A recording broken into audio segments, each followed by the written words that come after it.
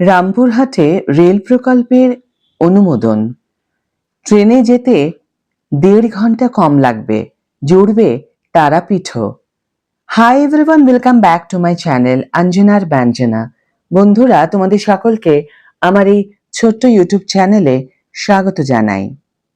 রামপুরহাটে বড় রেল প্রকল্পে অনুমোদন দিল প্রধানমন্ত্রী নরেন্দ্র মোদীর নেতৃত্বাধীন কেন্দ্রীয় মন্ত্রিসভা। সেই প্রকল্পের ফলে ট্রেনে যেতে 1.5 ঘন্টা কম লাগবে, জুড়ে যাবে তারাপীঠও। ওই প্রকল্পে কত টাকা লাগবে, কি কি লাভ হবে? ভাগলপুর দুমকা রামপুরহাট রেল লাইনের ডাবলিং করার প্রস্তাব অনুমোদন দিল কেন্দ্রীয় মন্ত্রিসভা। বুধবার রেলমন্ত্রী অশ্বিনী বৈষ্ণব জানিয়েছেন, সেই প্রকল্পের আওতায় 177 কিলোমিটার মতো লাইন তৈরি করা হবে। আনুমানিক ব্যয় ধরা হয়েছে 3,169 কোটি টাকা। সার্বিকভাবে সেই প্রকল্পের লাভবান হবেন 3 রাজ্যের পশ্চিমবঙ্গ, ঝাড়খণ্ড এবং বিহার, 5টি জেলার প্রায় 441টি গ্রামের 28.72 লাখ মানুষ উপকৃত হবেন। রেলমন্ত্রী জানিয়েছেন, এখন অধিকাংশ ট্রেন ভাগলপুর থেকে মালদা টাউন হয়ে রামপুরহাট এবং হাওড়ার দিকে যায়।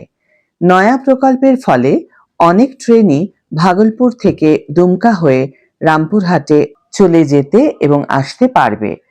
যে তালিকায় এক্সপ্রেস মেল ট্রেনও থাকবে। মোটামুটি 1.5 ঘন্টার মতো কম লাগবে। তাছাড়াও তারাপীঠ ও দেওঘরের মধ্যেও রেল যোগাযোগ ব্যবস্থা আরও ভালো হবে। তবে শুধু যাত্রীবাহী ট্রেন নয়, নতুন প্রকল্পের মাধ্যমে মালগাড়ি চলাচলের পথও সুগম হবে বলে জানিয়েছেন রেলমন্ত্রী।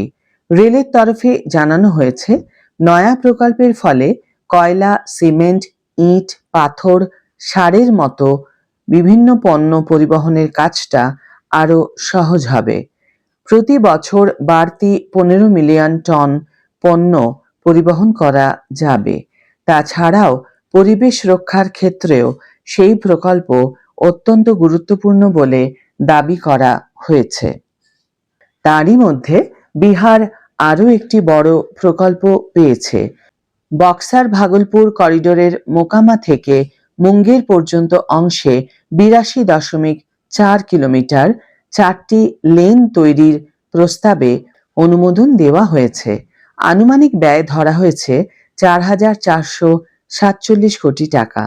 রেলমন্ত্রীর দাবি, সেই প্রকল্পের ফলে যাতায়াত ব্যবস্থা যেমন ভালো হবে, তেমনি কর্মসংস্থানের সুযোগ বাড়বে। যদিও সেই জোড়া প্রকল্পের পরে প্রশ্ন উঠেছে যে সামনেই বিধানসভা নির্বাচন আছে বলে বিহারকে ঝাঁপি উপুড় করে দিচ্ছে কেন্দ্রীয় বিজেপি সরকার। ইতিমধ্যেই একগুচ্ছ প্রকল্প উপহার দেওয়া হয়েছে। আজ সেই তালিকায় যুক্ত ছিল আরও 2টি। তবে ভোটের জন্য বিহারকে প্রকল্পের পর প্রকল্প দেওয়ার অভিযোগ উড়িয়ে দিয়েছেন অশ্বিনী বৈষ্ণব। তিনি দাবি করেছেন, বিভিন্ন রাজ্যে বিভিন্ন উন্নয়নমূলক প্রকল্প করা হচ্ছে। কোনো পার্টিকুলার স্টেটের জন্য আলাদা করে কিছু করার কোনো পরিকল্পনা নেই কেন্দ্রীয় সরকারের। আজকের ভিডিও এখানে শেষ করছি বন্ধুরা। ভিডিওটি যদি ভালো লেগে থাকে তাহলে অবশ্যই একটি ছোট্ট করে লাইক দিও, শেয়ার করো বন্ধুদের সাথে, কমেন্ট করে জানিও তোমাদের মতামত। যারা এখনো আমার চ্যানেলটিকে সাবস্ক্রাইব করোনি তারা অবশ্যই চ্যানেলটিকে সাবস্ক্রাইব করে আমার পাশে থেকো। আর যারা অলরেডি সাবস্ক্রাইব করে দিয়েছো তাদের জন্য আমার অনেক ভালোবাসা এবং অনেক ধন্যবাদ। আজ তাহলে বিদায় বন্ধু, দেখা হবে পরের ভিডিওতে। ভালো থেকো, সুস্থ থেকো, সঙ্গে থেকো।